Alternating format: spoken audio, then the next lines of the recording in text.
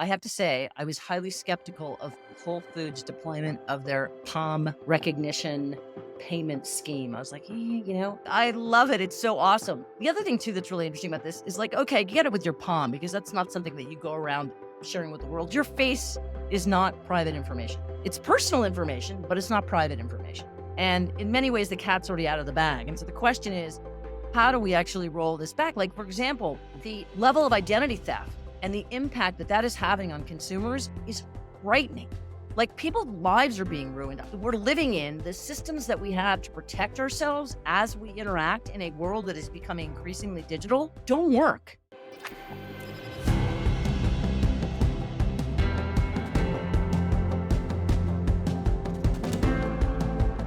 Welcome to the Peak IDV Executive Series video podcast, where I speak with executives, leaders, founders, and change makers in the digital identity space. I'm your host, Steve Craig, founder and chief enablement officer of Peak IDV. For our audience, this is a video first series. So if you're enjoying this video version, please check out the full recording on executiveseries.peakidv.com, where you can read the transcript and access any of the resources or links discussed in today's conversation.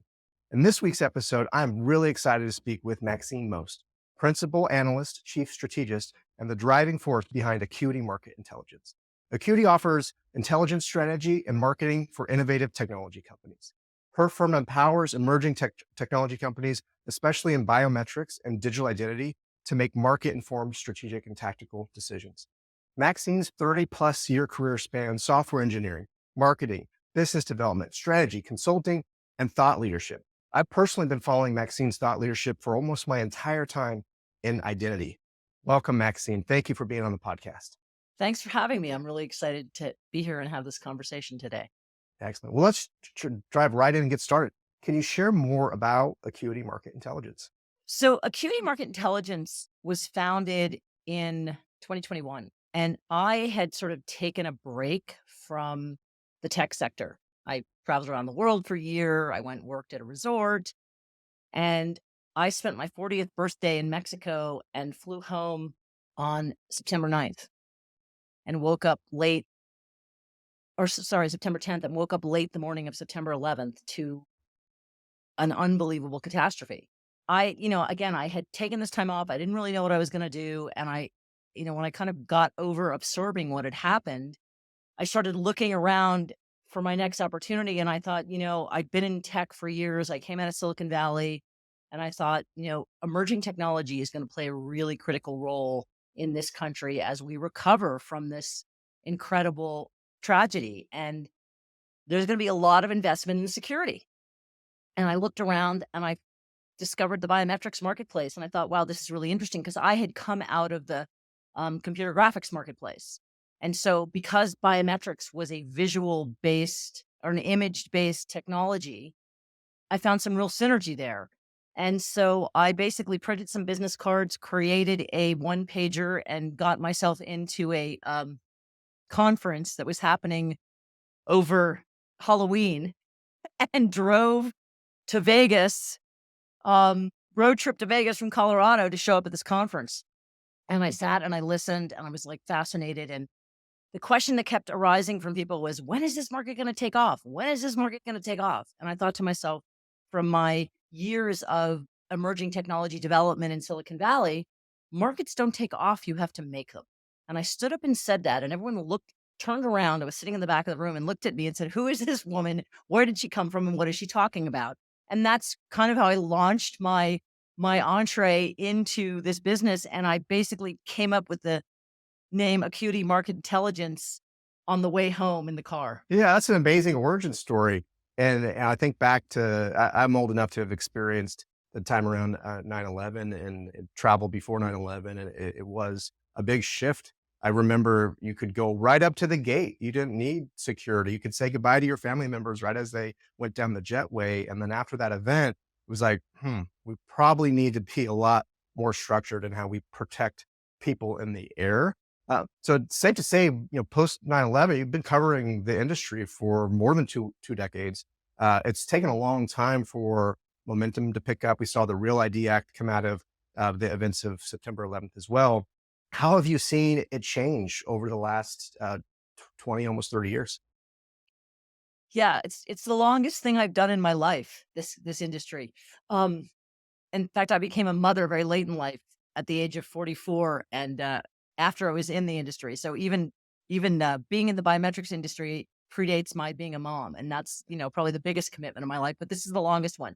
So I think what's happened interestingly is there have been sort of, peaks and valleys. There have been some places where we really started to get momentum and then it kind of backed off.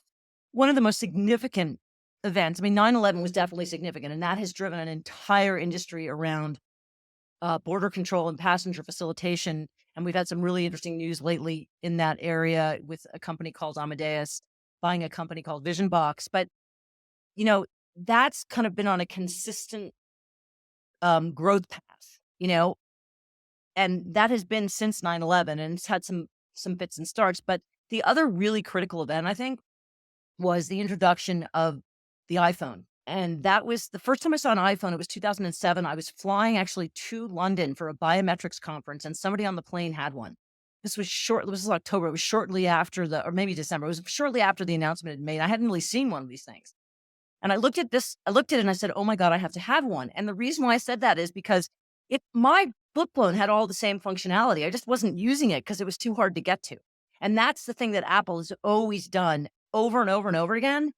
They have taken technology that they may or may not have invented, created capabilities or used capabilities that other companies invented, but made it easier, right? They made it accessible. They made it user friendly. And so when I looked at that iPhone, I have slides that go back to 2007 that show like a little stick figure holding up an iPhone with connections to all kinds of different services and saying, "This is going to be your personal authentication device." And people laughed at me. Well, they're not laughing But now, that Maxine. no, nobody's laughing now. And then in really interesting in 2013, I guess, when the iPhone 5S came out, Find Biometrics and Acuity collaborated to create a kind of executive summit in September of 2013 called around mobile biometrics, right? It was all about biometrics and mobility. The weekend before our event, Apple very kindly announced the 5S, which was the first um, mobile phone with a fingerprint sensor. So we were like right on the money. And so that was another huge event. And so that really changed the dynamics. And then I would say like the next, the next sort of big event in terms of like thrusting our industry into the forefront. Because what happened with Apple putting that on the phone and then everyone else putting, um, s- you know, biometrics on phones. And for a while I was like tracking the phones that had it because there were so few of them. And then eventually I gave up because like it was just every phone had it, so that wasn't really worth tracking anymore. But um, so that really changed biometrics from being creepy to cool.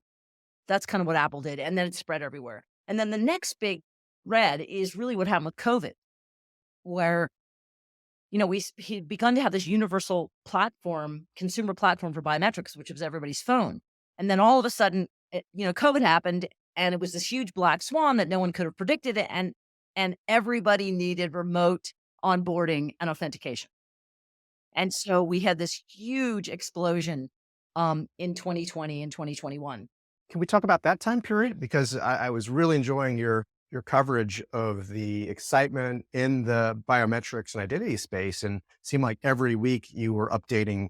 It was a diagram that had new funding, new announcements, And that's new chart. formations. So, how was that time period? And then, like, how do we look today in post-pandemic world in 2024? So what's really interesting is, what we saw was this incredible infusion of cash because everybody understood that, wow, that the world had just changed overnight. And here was this problem, and no one really knew how long it was going to last.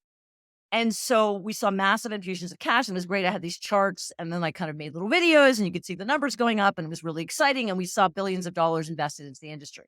And then late in 2021, I believe it was, I wrote a piece called The Rogue Wave.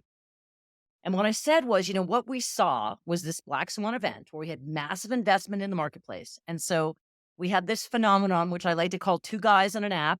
I should say two engineers in an app. So I'm not being gender biased, where like everybody and their brother was like, oh, yeah, we can do this. Right. Because developing facial algorithms by that point had become relatively easy. We, as an industry, we spent years and years and years and years figuring out how to do this. And then it kind of got to the point where, oh, if you have some decent engineers, you can build a facial recognition engine. So there were companies sprouting up everywhere, and anybody, you know, any two engineers in an app could get somebody to fund them. And so what I said was we had this sort of unnatural phenomenon, which I characterize as a rogue wave. So anybody playing in the space was getting lifted up. It didn't matter what they were doing. It didn't matter how good they were. Everybody thought they were brilliant and they had fantastic strategies because they were growing like crazy and they had all this investor interest and the world was their oyster. And, I said, what's going to happen is that wave is going to crash eventually. And there's really a funny kind of piece on my website, a blog post that I wrote, I think it's on LinkedIn too, where I use a lot of really interesting metaphors about the wave crashing. And I said, what's going to happen when that wave crashes is that all these, these companies that really thought they were brilliant, but were really only rising because they were sitting on top of this wave, were going to crash and be destroyed. And we started to see some of that. We've also started to see a lot of mergers and acquisitions. And so what we have is an industry in a way that's facing maturity, where we're starting to think about regulations and privacy rules and standards and testing bodies and all these things that grown up technology markets need. As I just wrote recently, like, you don't plug a lamp into the wall unless it's been tested, right? Like, what we have to figure out ways to make this work. And I think the industry is really embracing that now. But there are going to be a lot of companies that, there's really no there. And so I think we're going to start to see that some of these may be gobbled up because they have a piece of technology that's good. But I think right now we have so many players in this space and we're going to start to see a lot of consolidation, which is a good thing. Yeah. Your analogy of a rogue wave, as you were describing that, I think I remember when you published that. Think about like a tsunami. Like right before a tsunami, the water goes out and it reveals all of the treasures of the ocean floor, and people run for it. It's like, wait a second, the rogue wave, the tsunami wave's coming. Boom. You need to be positioned to ride that, otherwise you will, unfortunately get destroyed in some scenarios. Where are you seeing now in coming out of 2023 into 2024? Investments in use cases and the types of projects, because that was all about transformation rapidly. Where now that it's maybe subtle, maybe it's not settled, but it's less turbulent. Where do you think people are investing now? What's interesting to me now is there's a couple of dynamics. One is, as I said, like, we're starting to see, and I think this is also really critical, that mainstream enterprises are saying, okay, we get it. We have to use this technology now. So I have a tier one bank client.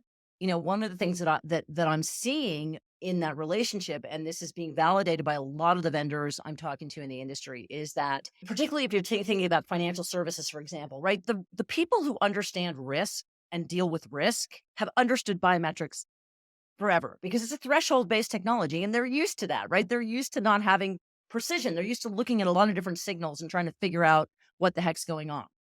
The pushback has been sort of in the IT security space and the cybersecurity space. And this is like something new that I just started talking about. And I actually stole part of the notion from a friend of mine, Jay Mayer, who's been talking about the PKI fallacy for years and years. And I call it the 0-1 fallacy, right? We have people in cybersecurity and IT security that were addicted to the 0-1 fallacy because they grew up in a world where either something matched or it didn't match. And it was really easy. If it didn't match, it didn't match. Like, it wasn't the right password. It wasn't the right code. Great. We don't have to let you in. And they, for the first time now, what we're seeing is those organizations within these larger enterprise infrastructures are beginning to understand, wait, this threshold-based biometric stuff, which we hate because it doesn't fit into our view of the world, which is it has to be an exact match or it doesn't.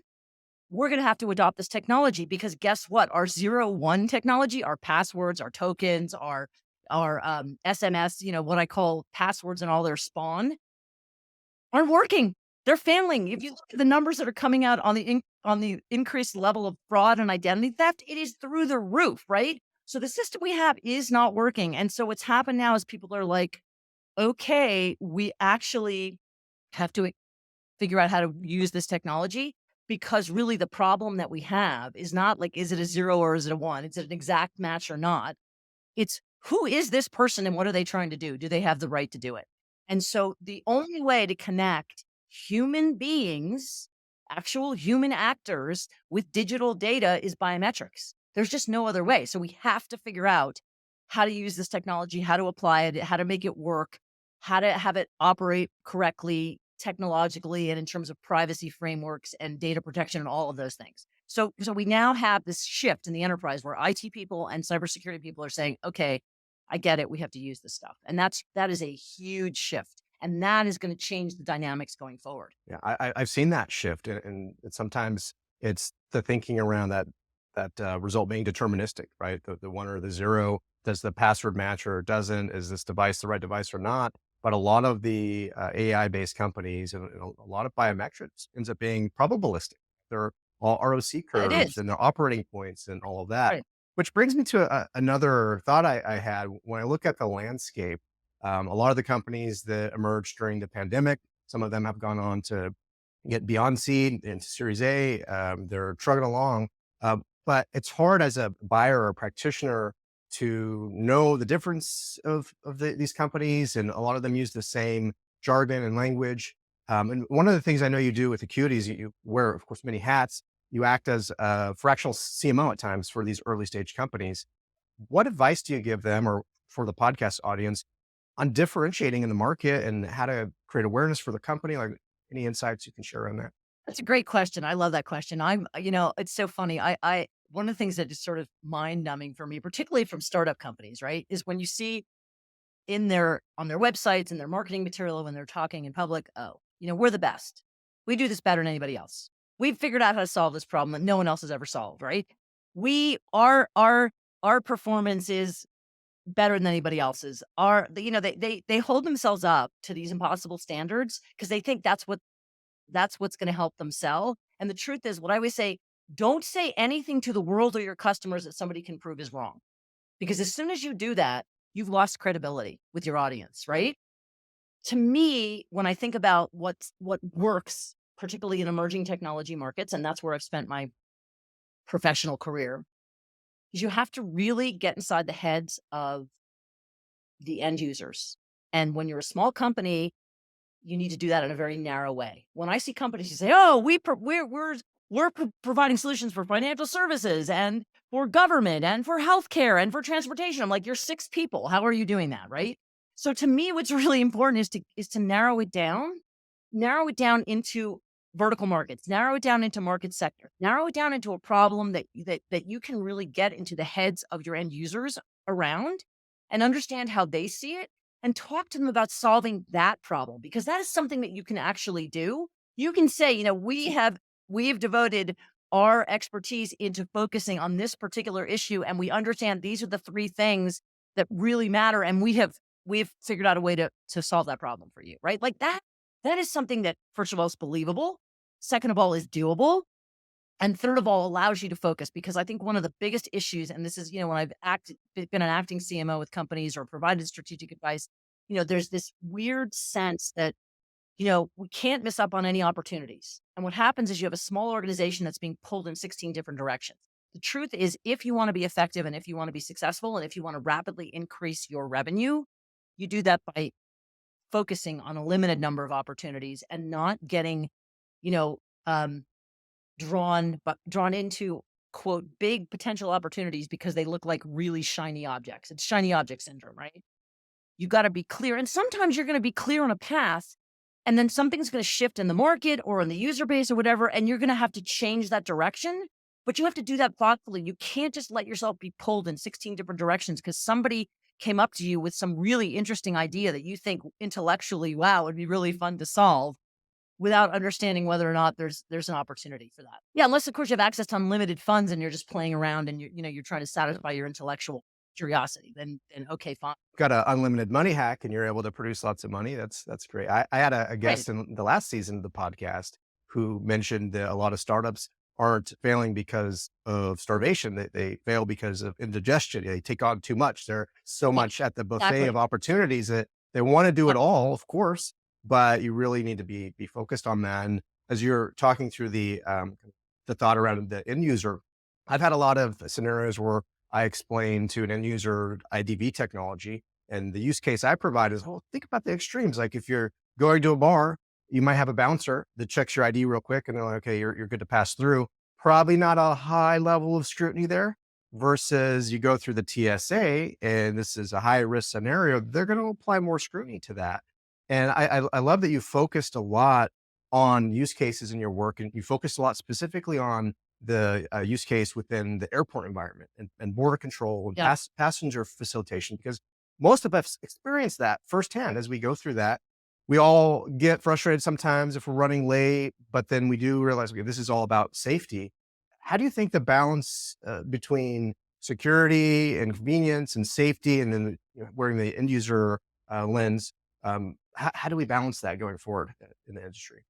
Well, I think one of the things that really has to happen, and we've seen this over the years, is a lot of the security measures that get put in place don't actually work. And that really makes people upset. If you're putting people through this whole rigmarole, and then we find out that people are getting guns through, or that, all kinds of stuff is happening that shouldn't be happening. But that's a whole other conversation. But, there has been this through line again, because I got into the industry after 9/11 in terms of air travel. And what started out as border control, right? Which was, we have to scrutinize these people and we have to push them through a choke point, and we can't all spend 7 hours in line at the airport. Like, how do we manage border control? Because that's really the biggest issue, particularly internationally. It's funny, in the United States, we think about airports, and India is in the same situation, China to some extent too. Our airports tend to be, a lot of domestic travel. If you go to Europe, airports aren't for domestic travel, they're for international travel. Every airport's an international airport, right? We kind of have this weird hybrid in the United States, and that's,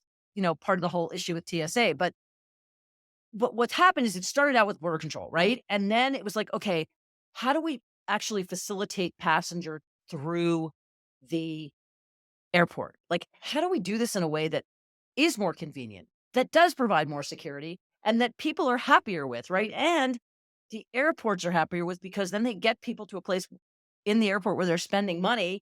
Instead of spending an hour and a half in line, you're spending 10 minutes in line, and then you have an hour and 20 minutes to go buy stuff, right? Which helps the airport.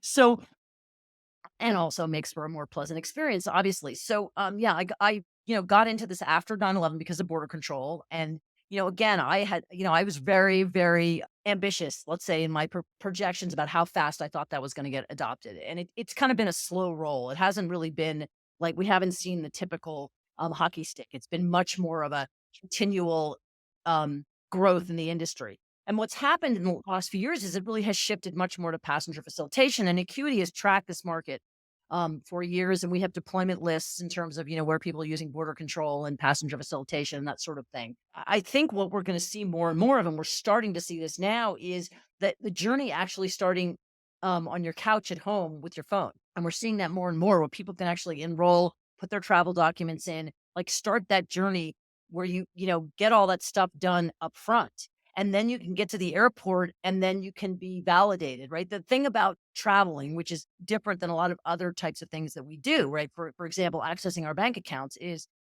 when you buy a ticket on a flight, then it's clear where you're going to be, when you're going to be there, how long, what days you're going to be there. This is not data that has to sit there forever, right? You can load that data up in your mobile phone and go, okay, on Tuesday, Maxine's flying from Denver to London. And so, we need to understand, that she's gonna move to the airport. Okay, fine. We can have her picture on available from her passport, which, which she's just loaded up, or which we have access to through the Department of State, and we can download that image for some period of time so that she can move to the airport, right? Without having to do all this other, like, okay, check my documents and scan this. And what we're seeing is this movement from kind of moving away from what was really face and finger or iris plus a travel credential, to, like, yeah, let me just enroll on my mobile phone at home with my face, and then we'll do all that matching in the background.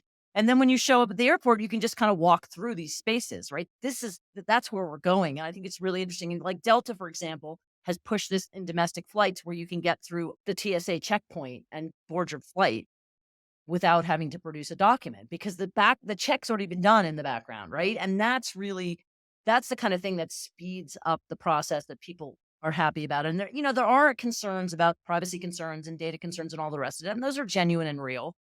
But as I said, back to that first conference I attended on Halloween in 2001, I said, give someone 3,000 frequent flyer miles and they'll tell you anything, right? If people can get through the airport quicker, like, the threshold of where their privacy concerns are, um, tends to dissipate really, really quickly when it's like, okay, can I get to the airport in 20 minutes instead of 2.5 hours? Right. Well, I want to go a little bit deeper on privacy concerns. When I think about progress in the market, I think about end user adoption, right? These technologies get used by people. One of the call it headwinds I've seen is just this worry about facial biometrics and surveillance and databases and how that can be used. I often see articles in the press that are written about, anytime someone's using biometrics, that it's all about facial recognition and they're just tracking people. But a lot of what we do in this industry is more around like the face verification, and it's an active process with the user. Can you talk through those differences, and is that a common occurrence for you? When you Yeah, there's a huge difference between surveillance, like you said, and active engagement in choosing to use biometrics to facilitate a process, right? And, these are not, they're the lot. It'd be really nice if it was just like these two things and they were just on opposite sides of the world and there was nothing in between. But there's those two extremes and then there's everything in between. And surveillance, there are surveillance technologies that are being used. I mean, go to London. Like, forget biometrics, your face is everywhere. Like this, people are being surveilled. And that's a big issue as different societies that we have to address and how we manage that and what that means and how we use the technology. For example, there have been a number of sort of prominent cases of facial recognition being used in law enforcement settings where they're misidentifying people, right? There's a whole range of issues around that. You shouldn't be relying on facial recognition alone to identify somebody. You might use facial recognition to give you some hits to see, oh, maybe this person is a match, right? But you should never be using the technology alone in that kind of situation without human intervention. And that's more policy than it is technology. And that's, I think, part of what happens is there's the technology and there's the policy. But for example, as I was saying with the airport scenarios, right? Like generally what happens is if you've signed up for one of these services or you decided to participate, or in some cases, you may not decide to participate because, for example, with the biometric exit programs in the United States where they are checking people's biometrics when they're leaving the country. It's particularly foreign nationals, but it's everybody now. If you are on that flight and you have a passport registered, your face is going to get downloaded into a file that's going to sit at the gate of that flight with pictures on it. And you may choose not to go through the biometric verification, but your picture is still sitting in that gallery. Now, the trick is there's no other personal data. They just download the gallery. You're either in or you're out, right? I think people think every time this is used, there's all this other PII involved. And so it's really important to, first of all, for the whether it's government or businesses using this technology to be very clear about what they're doing and how it's being used and what your rights are, right? This is really, really important. And that, in general, there's a big difference between, okay, I have this gallery of 300 people that are going to get on this airplane that is going to exist for a period of time and then it's going to disappear because it's not useful after that versus, I'm running surveillance 24/7 and capturing pictures of every single person and doing something with it.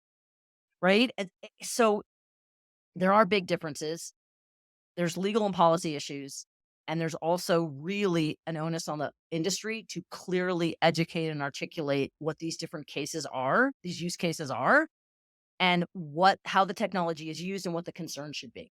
Yes, it's fascinating. I often think about the science fiction movies, and one of them, The Minority Report, the Tom Cruise character, he's walking through a Okay. mall and he's just getting all these ads and it knows him, there's recognition, and it feels like there's so much potential with today's tech to have those experiences come alive.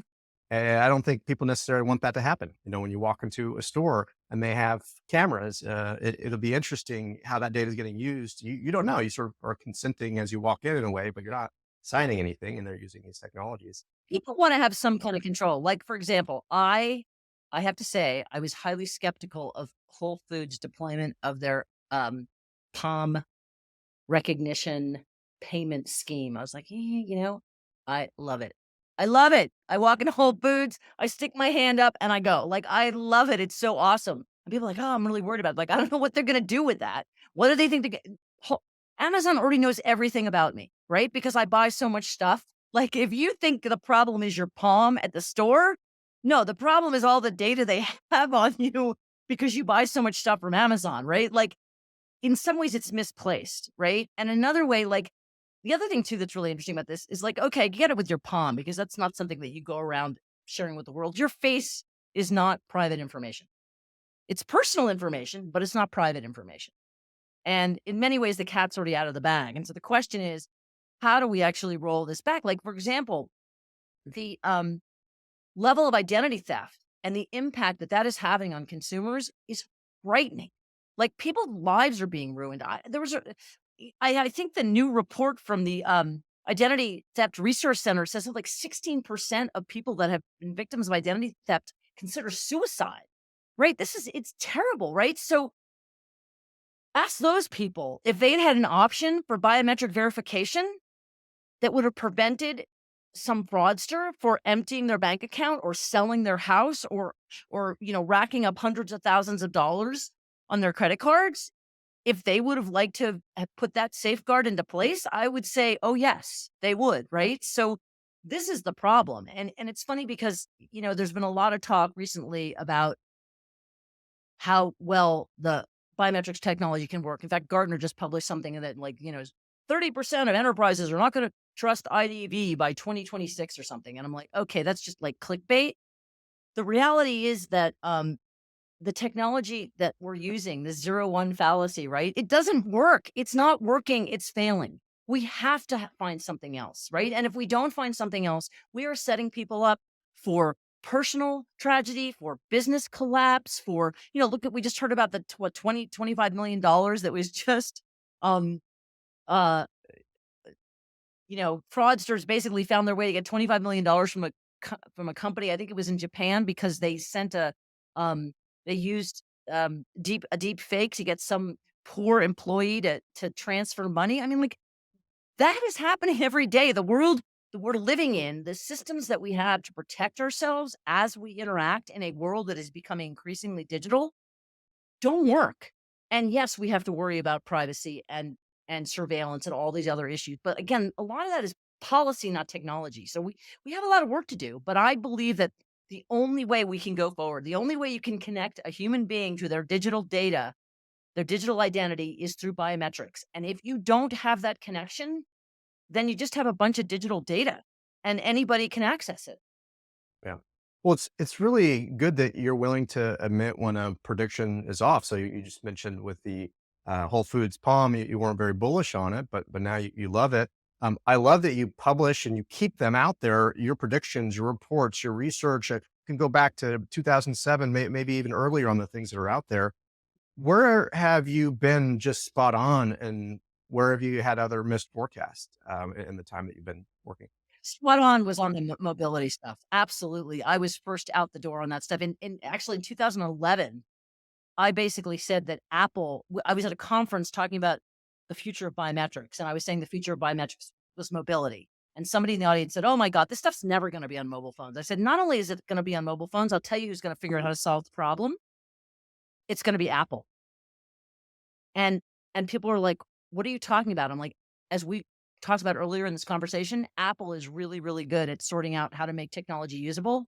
And this was in the early 2011. And later that year, Apple bought one of the leading um, chip manufacturers, fingerprint sensor manufacturers, I should say, in the industry. And that was the beginning of integrating fingerprints into mobile phones. So I was like way ahead of the curve on that.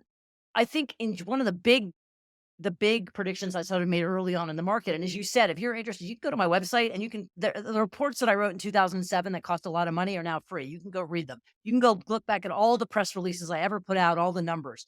I'm totally transparent.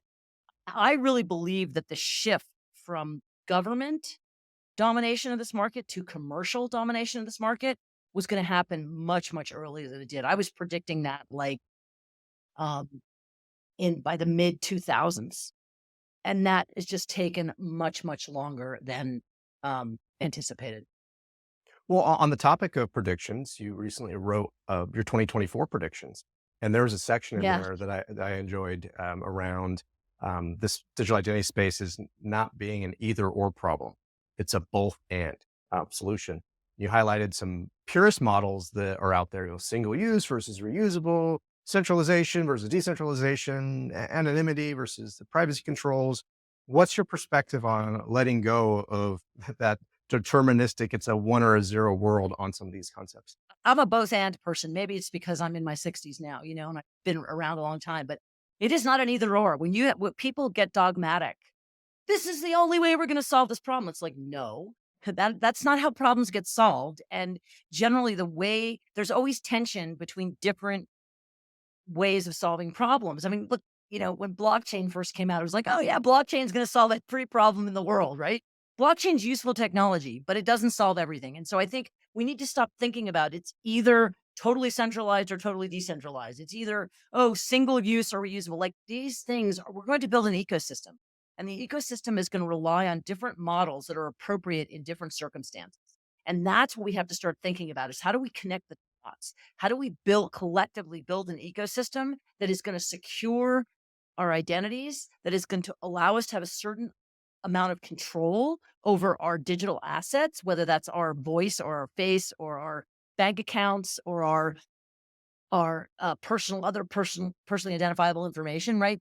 We need to think in a larger way about how do we connect these models, not this is the model, we're all going to go all in on this model, and this is the only way it's going to work, right? How do you build the alliances, the partnerships, the relationships to build an ecosystem where, depending on the solution you're trying to solve, the tools are in place so you can solve that solution? On the topic of both and solutions, this is a great segue into one of your other projects, the Prism Project. Can you share more about what that is and its purpose? Yeah, I am so excited about the Prism Project. I've been in this industry for a long time, and there've been a number of times that I've been ready to sort of like, okay, I'm done. Like I've been doing this for so long, I'm going to go find something else. I am so excited about the Prism Project. It's a model that I developed with a guy named Peter Counter, who was at the time was the editor in chief at Find Biometrics. He's now still with Find Biometrics, but he's moving on to do some other things. So he's still engaged, but not sort of in the front, on the front end of things. He's a super smart guy and multidimensional and pursuing a lot of different things. So, and we came up with this idea of creating a framework to understand digital identity from a biometric centric perspective. There are lots of models out there for digital identity, but there are a lot of, but they're not biometric centric. And this goes back to the point I made earlier, which is I don't believe you can actually have digital identity without biometrics. Now, I'm biased. I've been in this industry for 20 something years, but biometrics, the definition of biometrics is literally how you take a human being and translate a human being into some digital form. Like that's literally what it is, right? It's a digital representation of some aspect of a human being. So we came up with this model, which is biometric centric, and we're looking at the different components of what it's going to take. And this goes back to what I was just talking about. How do you build an ecosystem?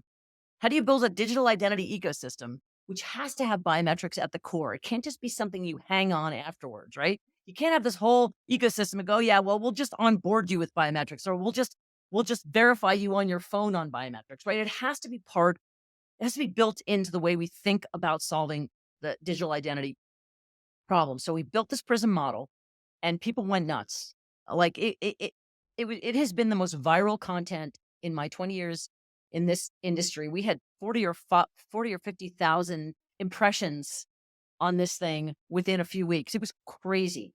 And so we ended up creating this report and basically building the Prism project around this Prism model. And the intention of the Prism project is really to um, kind of, in Pierre's words, shine a light on the evolution of digital identity and how critical biometrics is to digital identity. And so we created this report where we're highlighting we located vendors in the Prism, and then we created a report to highlight those that were interested in being highlighted. And so we have these really interesting profiles on companies that are doing super innovative and interesting things in the marketplace, and basically helping build this ecosystem. And the folks in the industry love it because biometrics is always like a bastard child or an afterthought. And here we've built a model where we're saying, no, it's kind of the center of the universe.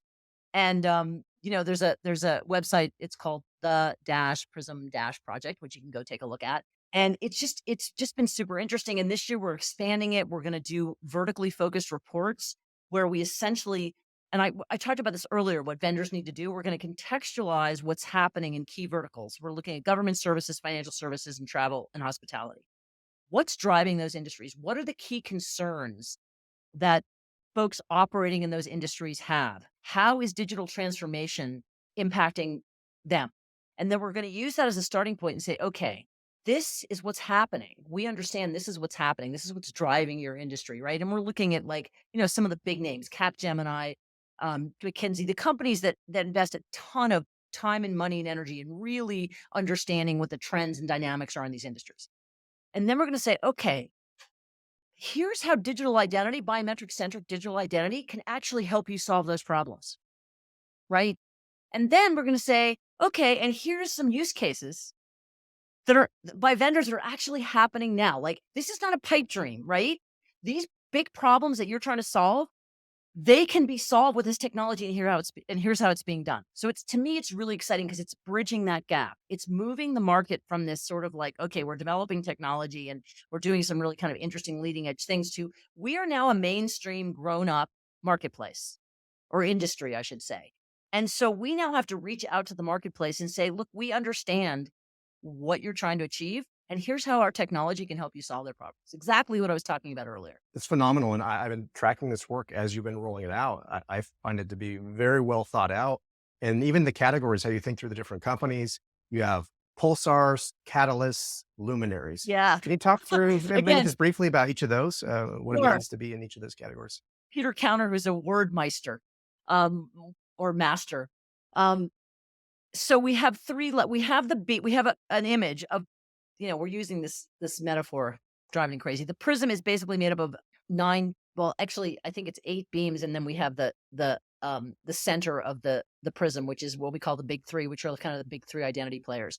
But so we have these different beams, and within each beam, we have three different levels. As you said, pulsars, catalysts, and luminaries. And pulsars are basically either like kind of upstart companies that are getting into the business, that are doing something new, or sort of like legacy vendors that are kind of pivoting now that the market is changing and moving in the direction of this sort of new way of thinking about identity. Then we have the catalysts, which are really kind of the established disruptors and innovators, and some of the more established companies that are kind of right in the thick of this, that are doing really interesting things, that are proficient in a whole series of metrics that we've established, and that are really moving the industry forward. And then there are the luminaries, and the luminaries are really the folks that have done something truly innovative, that have established themselves through certain, either achieving certain revenue or growth rates, have established significant enterprise customers and are kind of leading the market. And in many,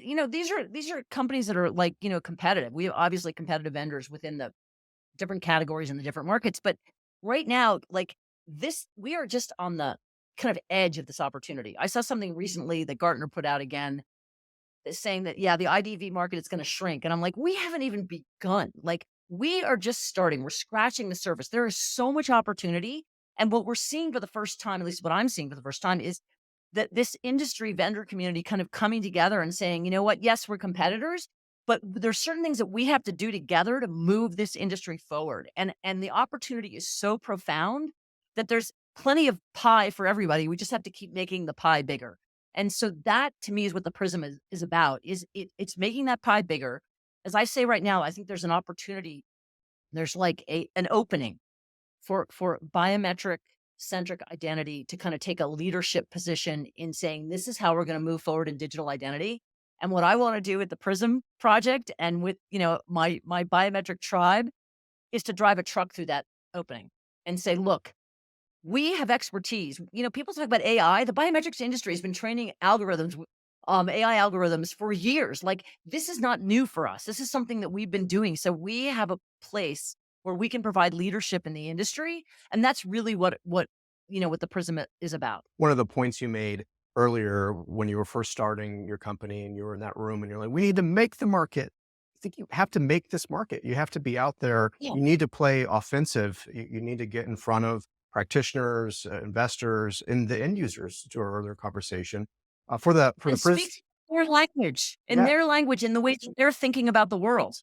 How does a company that's in this space? There's a lot of solution providers and vendors that watch the series. How do they get involved with the work you're doing, Prism Project? Oh, well, that's easy. Just you can go to the Prism Project website again. It's the dash Prism dash project, or you can go to the Acuity MI website, or you can find me. You can Google me. It's easy. Just put Maxine Most and biometrics, and you'll get way lots of hits. But it's easy to reach out to me. You can reach out to me on LinkedIn.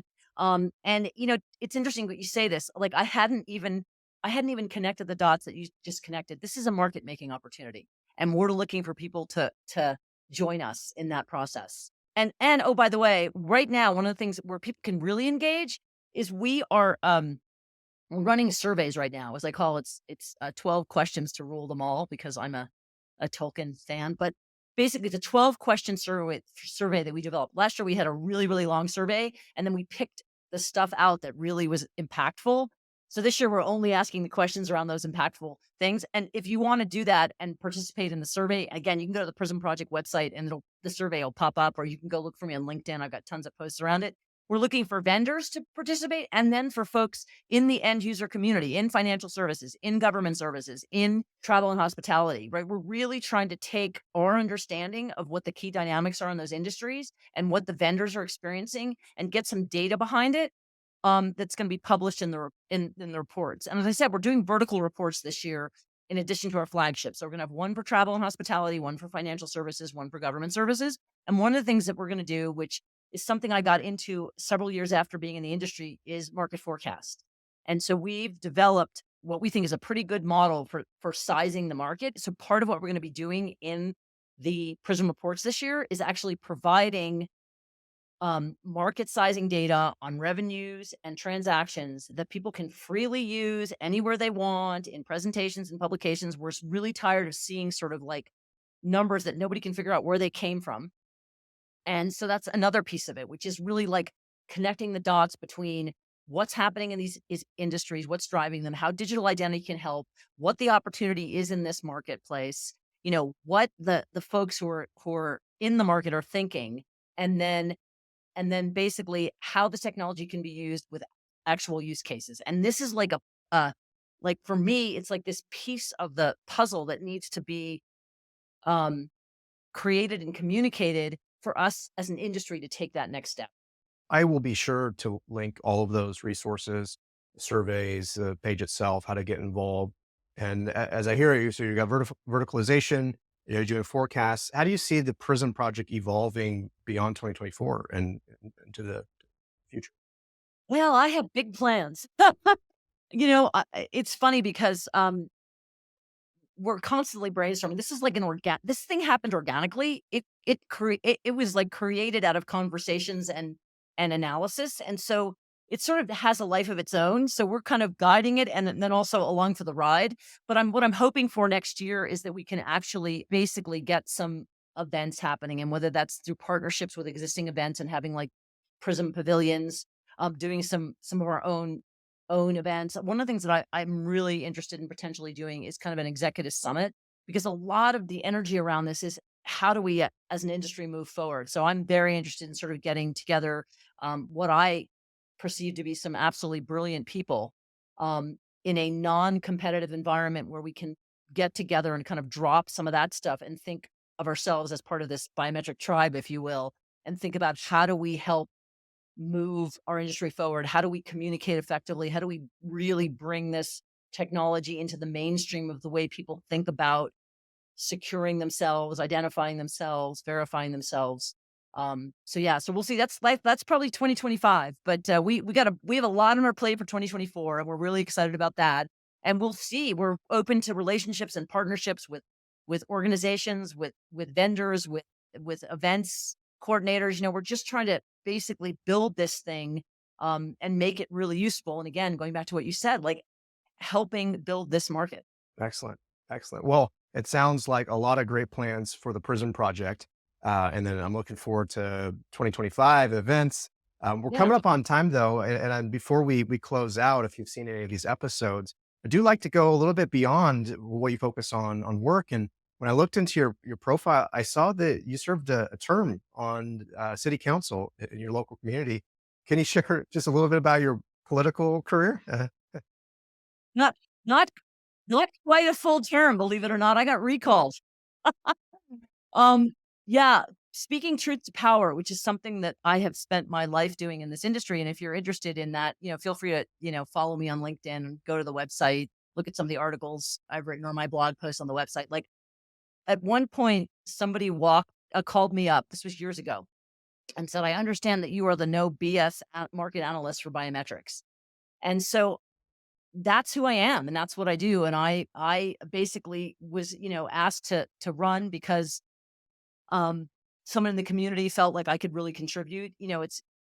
And I really enjoyed serving on the council and it was really awesome being able to make a contribution. And I didn't toe the party line. And, this is a pretty wealthy suburban community. And I challenged some of the dogma and hierarchy in terms of how I felt that we should be spending money and who in the community we really needed to support.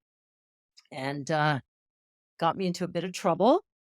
And, unfortunately, people don't pay attention to their local government, and local government has the most impact on your lives.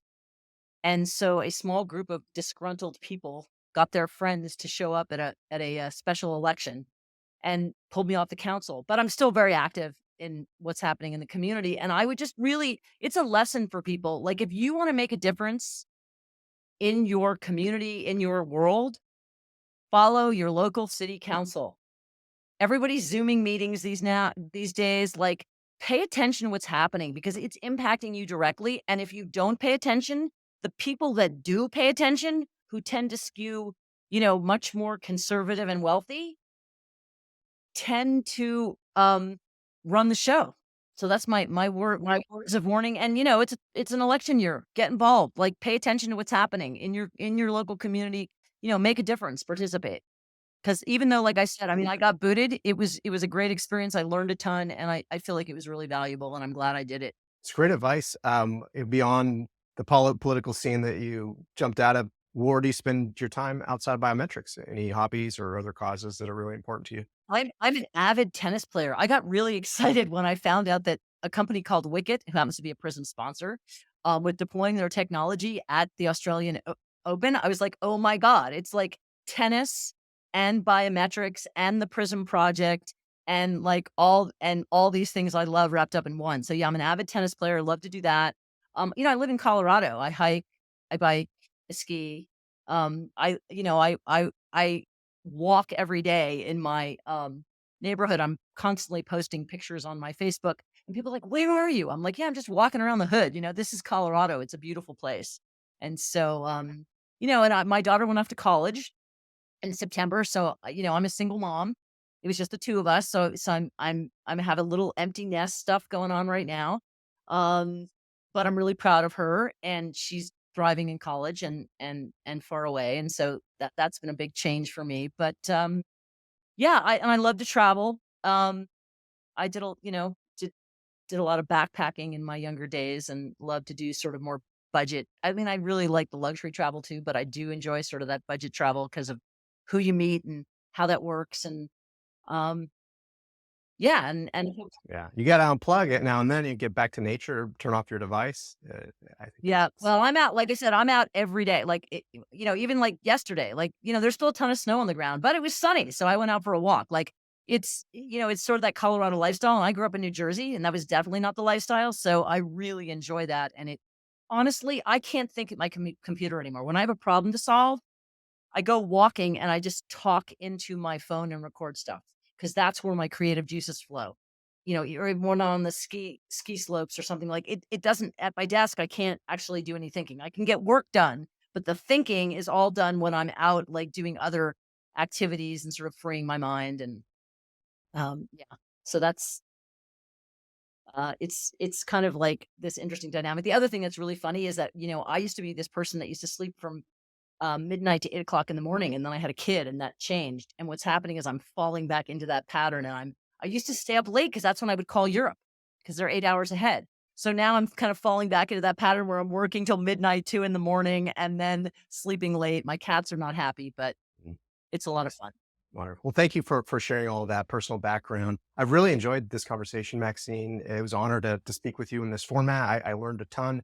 And I look forward to seeing Acuity and the Prism Project evolve and continue to Yeah, help let's do it make the again. market. Yeah, for sure. Let's do it again in 3 to 6 months and see where we are. Like, there's so much happening in this industry, and I think you do a really great service by providing this kind of vehicle for communication, and, there's again, the industry's moving so fast now, there's so many interesting things going on, so I look forward to, staying up to speed with all the folks that you're talking to and the things that you're finding out and, helping, me continue to stay up to date with what's happening in the marketplace.